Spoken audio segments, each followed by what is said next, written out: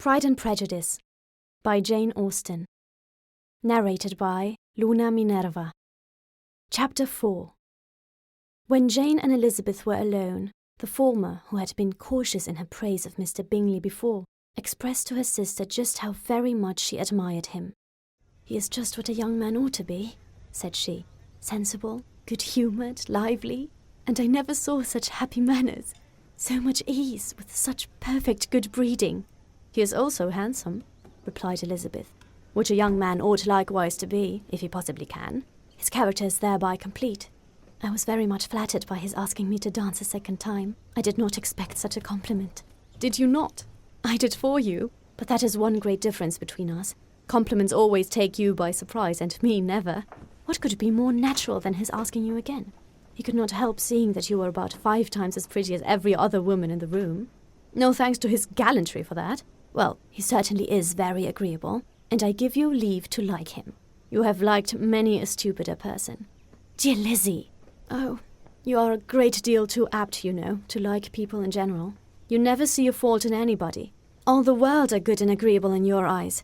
I never heard you speak ill of a human being in your life. I would not wish to be hasty in censoring anyone, but I always speak what I think." "I know you do, and it is that which makes the wonder. With your good sense to be so honestly blind to the follies and nonsense of others. Affectation of candour is common enough. One meets with it everywhere. But to be candid without ostentation or design, to take the good of everybody's character and make it still better and say nothing of the bad, belongs to you alone. And so you like this man's sisters too, do you? Their manners are not equal to his." "Certainly not at first, but they are very pleasing women when you converse with them. Miss Bingley is to live with her brother and keep his house, and I am much mistaken if we shall not find a very charming neighbour in her." Elizabeth listened in silence, but was not convinced.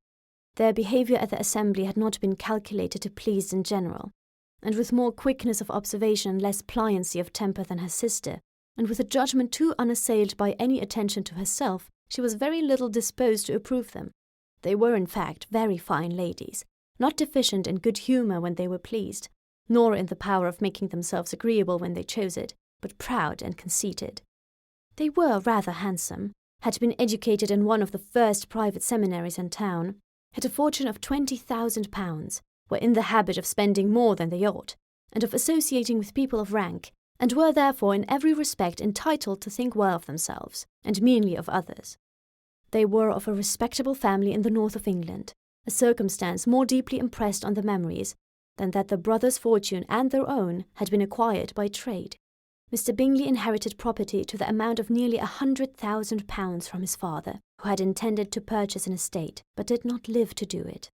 Mr. Bingley intended it likewise, and sometimes made choice of his county.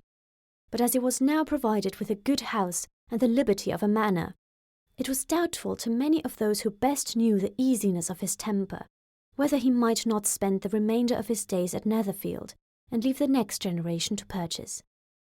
His sisters were anxious for his having an estate of his own, but, though he was now only established as a tenant, Miss Bingley was by no means unwilling to preside at his table, nor was Mrs. Hurst, who had married a man of more fashion than fortune, less disposed to consider his house as her home when it suited her. Mr. Bingley had not been of age 2 years when he was tempted by an accidental recommendation to look at Netherfield House. He did look at it, and into it for half an hour, was pleased with the situation and the principal rooms, satisfied with what the owner said in its praise, and took it immediately. Between him and Darcy there was a very steady friendship, in spite of great opposition of character. Bingley was endeared to Darcy by the easiness, openness, and ductility of his temper, though no disposition could offer a greater contrast to his own, and though with his own he never appeared dissatisfied.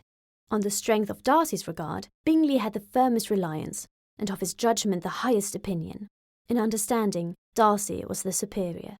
Bingley was by no means deficient, but Darcy was clever. He was at the same time haughty, reserved, and fastidious, and his manners, though well-bred, were not inviting. In that respect, his friend had greatly the advantage. Bingley was sure of being liked wherever he appeared. Darcy was continually giving offence. The manner in which they spoke of the Meryton assembly was sufficiently characteristic. Bingley had never met with more pleasant people or prettier girls in his life. Everybody had been most kind and attentive to him. There had been no formality, no stiffness. He had soon felt acquainted with all the room, and as to Miss Bennet, he could not conceive an angel more beautiful. Darcy, on the contrary, had seen a collection of people in whom there was little beauty and no fashion, for none of whom he had felt the smallest interest, and from none received either attention or pleasure. Miss Bennet he acknowledged to be pretty, but she smiled too much. Mrs. Hurst and his sister allowed it to be so, but still they admired and liked her, and pronounced her to be a sweet girl, and one whom they would not object to know more of.